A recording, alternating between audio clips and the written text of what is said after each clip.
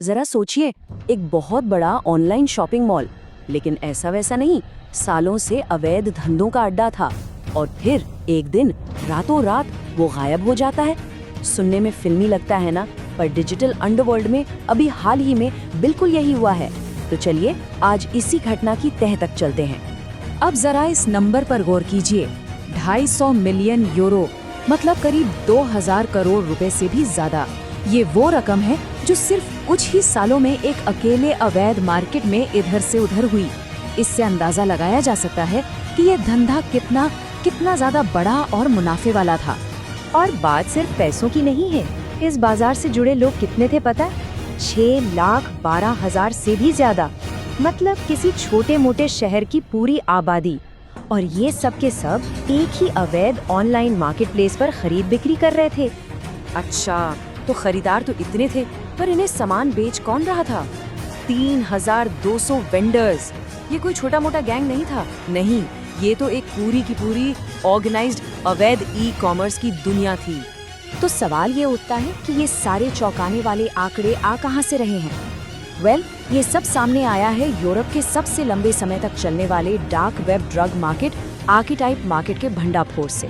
तो चलिए इस पूरे ऑपरेशन की कहानी को समझते हैं। इसे नाम दिया गया था ऑपरेशन डीप सेंटिनल, और देखते हैं कि ये कितना बड़ा और कितना सोचा समझा प्लान था।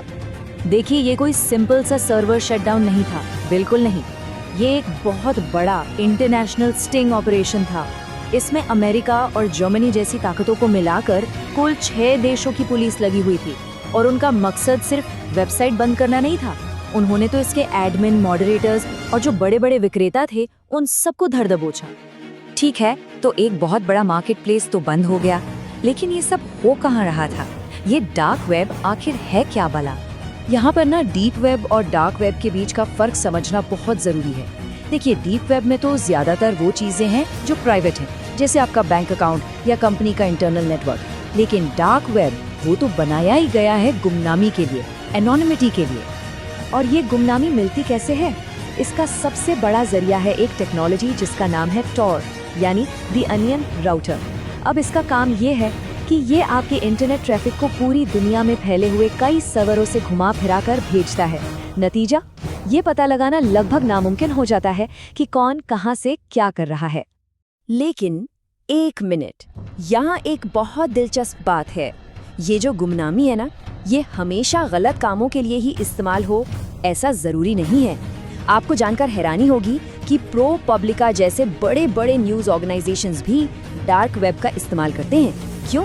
ताकि जिन देशों में सरकारें सब कुछ कंट्रोल करती हैं, वहाँ के लोग बिना किसी डर के सेफली उनकी रिपोर्टिंग पढ़ सकें। तो ठीक है, हमें ये तो पता चल गया कि ये सब कहाँ होता है। अब सवाल है ये कैसे काम करता है। और इसकी कहानी शुरू होती है एक बहुत ही बदनाम वेबसाइट से। यह सिल्क रोड, इसने ही वो पूरा का पूरा ब्लूप्रिंट तैयार किया था। एक ऐसा मॉडल बनाया जो आज भी चल रहा है।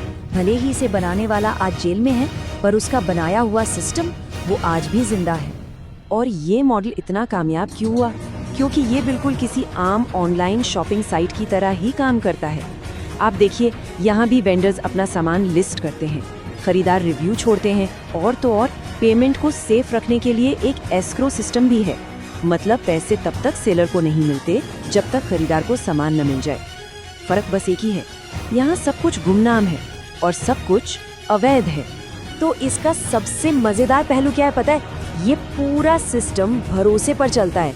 एक ऐसी जगह पर जहाँ कोई किसी को नहीं जानता, कोई किसी पर भरोसा नहीं कर सकता, वहाँ पर यूजर रिव्यूज और सेलर की रेटिंग ही भरोसे की अकेली करेंसी बन जाती है। कमाल है ना? पर एक सवाल दिमाग में आता है, अगर पुलिस सिल्क रोड और अब आर्कीटाइप जैसी बड़ी बड़ी साइट्स को बंद कर सकती है, तो फिर ये सिलसिला रुकता क्यों नहीं? नई नई साइट्स बनती ही क्यों रहती हैं? असल में ये जो पूरी दुनिया है ना, ये बहुत ही अनस्टेबल है।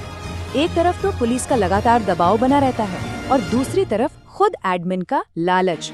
कई बार तो एडमिन ही खरीदारों के सारे पैसे लेकर रफू चक्कर हो जाते हैं। इसे कहते हैं एग्जिट स्कैम, मतलब भरोसा टूटने में 1 मिनट नहीं लगता। और यही वजह है कि ये एक वैकम मोल वाले गेम की तरह है। मतलब एक को बंद करो तो दूसरा खड़ा हो जाता है। जैसे ही एक मार्केट प्लेस डाउन होता है, उसकी जगह लेने के लिए दर्जनों नए बाजार तैयार हो जाते हैं और हर कोई अपने अपने खास तरह के अवैध सामान पर फोकस करता है। कोई कार्डिंग डाटा बेच रहा है तो कोई मैलवेयर। और ये सब हमें उस सबसे बड़ी चुनौती पर लाकर खड़ा कर देता है जिसका सामना आज के डिजिटल दौर में कानून प्रवर्तन एजेंसियां कर रही हैं। हाँ, इसमें कोई शक नहीं कि हर एक भंडाफोड़ एक बहुत बड़ी जीत है। ये एक साफ मैसेज भेजता है कि कोई भी कानून से बच नहीं सकता। लेकिन इसके पीछे जो बिजनेस मॉडल है वो इतना मजबूत और लचीला साबित हुआ है कि उसे तोड़ना बहुत मुश्किल है। और हकीकत यही है, वो चीजें जो इन बाजारों को जिंदा रखती हैं, मतलब इनका बिजनेस मॉडल, अवैध सामान की डिमांड और गुमनाम रहने की टेक्नोलॉजी, ये तीनों चीजें कहीं नहीं जाने वाली। तो आखिर में ये एक बहुत बड़ा सवाल हमारे सामने खड़ा हो जाता है, क्या डार्क वेब मार्केटप्लेस के खिलाफ ये लड़ाई कभी सच में जीती भी जा सकती है, या फिर ये हमारे डिजिटल भविष्य का एक ऐसा हिस्सा बन चुका है जिससे हमें हमेशा लगातार लड़ते ही रहना पड़ेगा।